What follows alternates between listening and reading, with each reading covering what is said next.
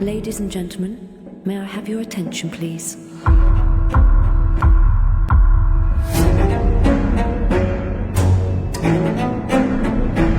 Allow me to say this once again a little louder for those of you in the back. The future is African.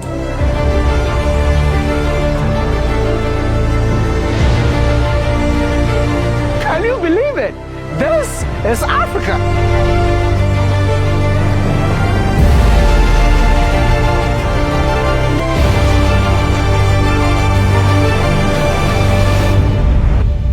Akwa Ibom is one of the most wealthiest states in Nigeria and also one of the most quiet states in the country.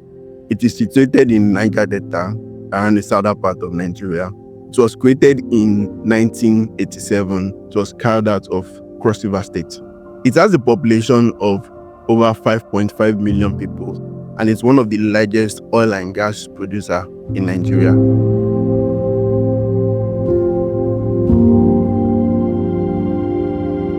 Another thing about Akwa Ibom is that there is a lot of state-owned businesses in Akwa Ibom. There is Ibom Air, Ibom Resort,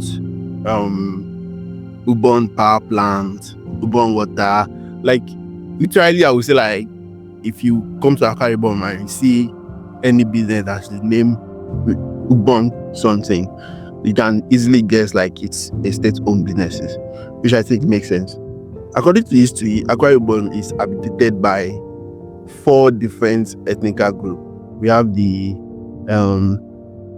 Ebibia, Oro, Eket, and Anaki. I hope I'm pronouncing that right. Those are the 4 ethnic groups that inhabit Akwa Ibom based on history. And Ebibia is one of the largest ethnic group actually. And their language is also one of the most popular one here in Akwa Ibom. Another fact about Ebibia is that Ebibia is one of the oldest ethnic groups in Nigeria. Like if you are trying to look at some of the oldest ethnic groups in Nigeria, Ebibia is one of them. Ebima kene ba kan poro. Ben wadi kami ni o kan mi. Eboke ido onyero. Kakwana yin iti estate o kan bibi. Abasedi tuambom. Edi iboke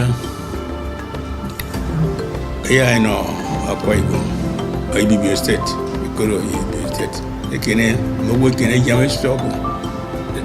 Ko ka ofun ke nyong kison. Mboro mkoma mboro Bibi estate yu na do. Eke ba kada tenwa ma chu ka mbori ko. Itien ka akuro kwa so mai son Ibom nkere kan gasna gaset. Ekene jamo son mboro kene fan man ka fere ma banga. Bet mwo ekeswa yan obak. Ari nam no ebo kimiyam Akwa Ibom state. Another thing I noticed is that Christianity is the most dominated religion here in Akwa Ibom. Like 98% of people living in Akwa Ibom are Christian.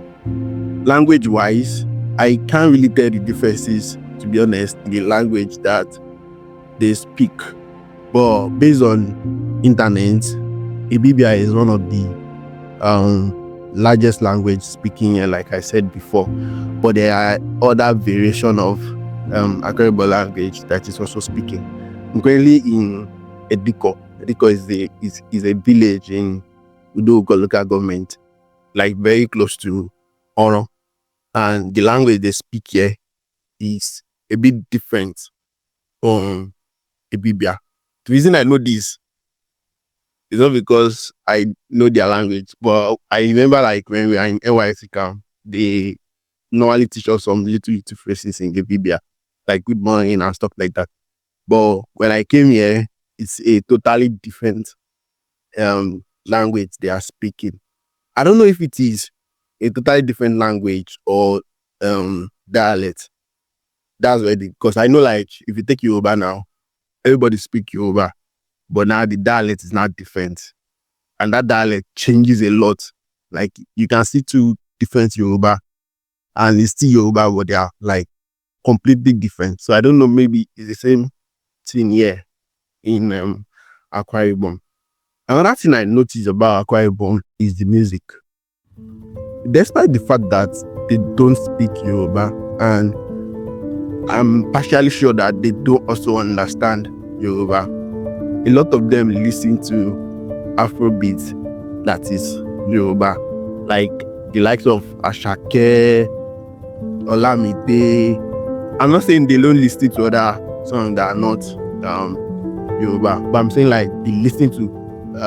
I will imagine that for a state that doesn't have anything to do with Yoruba, and their music taste won't also have anything to do with Yoruba, but they listen to a lot of Afrobeats, they listen to a lot of hip hop and stuff like that, and gospel songs. Those are the two kind of songs they normally listen to, and it's not very rare for you to be walking around and see people blasting music with PlayStation with speaker around their back or something.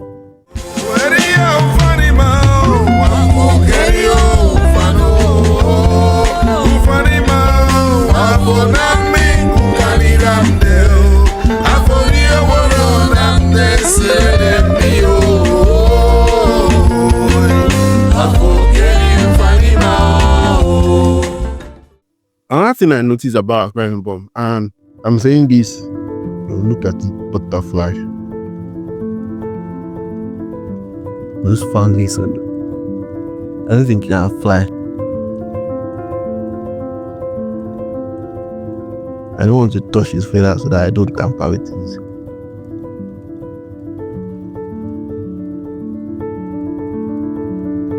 I want to lift it up. See, maybe it can fly. Yeah.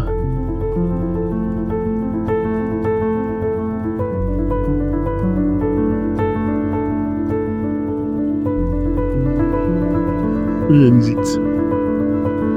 And you can see it.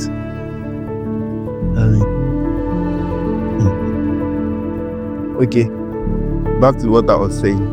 Another thing that I noticed about Akwa Ibom is that it's not well developed around. How do I say this? What I mean is, I'm not saying Akwa Ibom is not developed in general, but what I mean is, if you remove some particular city like Uyo, Oro, and Eket, the rest of the places you can more or less assume they are village. They are not like well developed all across the state. That's what I mean. So it's more or less like development just pick a particular places or pick some particular places to develop. So if you remove Uyo, Oro, and Eket, the rest of all the places, I don't know any other place. I've not been to any other place, but I can certainly say based on observation, the rest of all the places you can imagine their village. To give you an instance, some of the tourism spots like the Point of No Return, the Amalgamation House, and there is this one other one, I've forgotten the name. It's just three. I think the War of Women or something. Those three places are located in what's this state? What's this place called? Forgotten.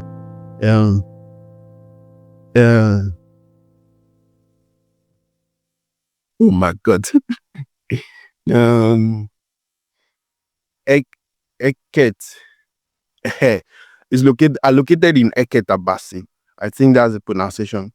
And for you to go to Eket Abasi, especially if you are going from Uyo or from Ono, you have to find a driver and book a ride with that driver that, okay, with this particular date, we are going to Eket and we'll be coming back this particular date. And you also have the choice of saying, like, maybe the driver has to stay with you, or the driver can go and come back to pick you up when you are departing. That's the way you can get to that place. You can't see a ride going there directly. If you want to go, let's say you don't have a driver, you just want to go impromptu, you have to first, if you are going from Uyo, you have to first go to Ono. Then from Ono, you go to Eket. Then from Eket, you can hopefully pray to God to see bus or something that is going to Ekota Basin. Then another thing about them is that the prices of transportation here is a bit too high in my own expectation or in my own opinion.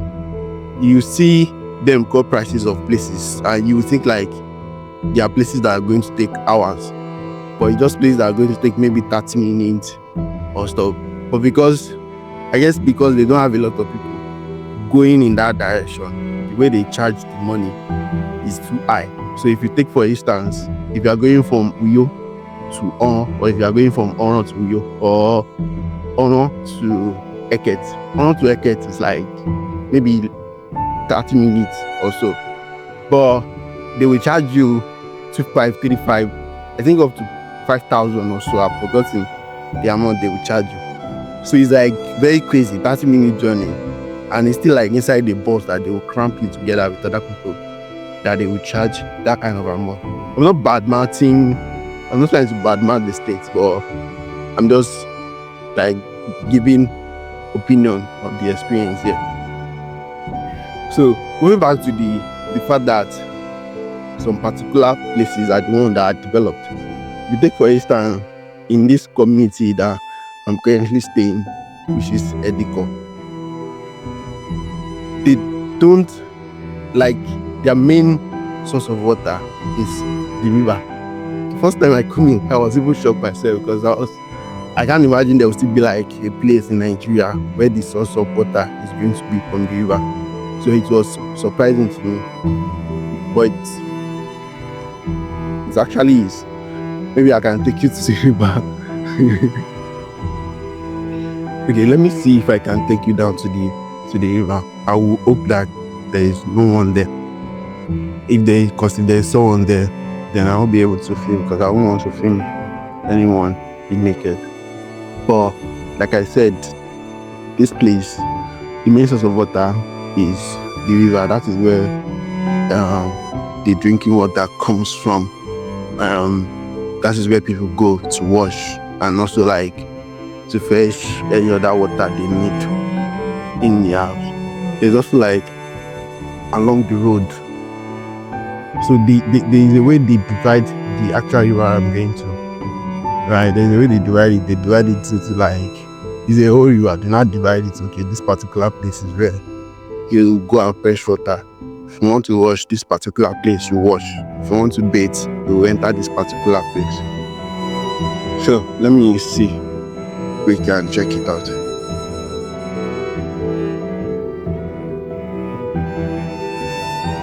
So this is the road that leads to the stream. But it seems like there are people there. So people are there, so I won't be able to film. So I'm not doing that.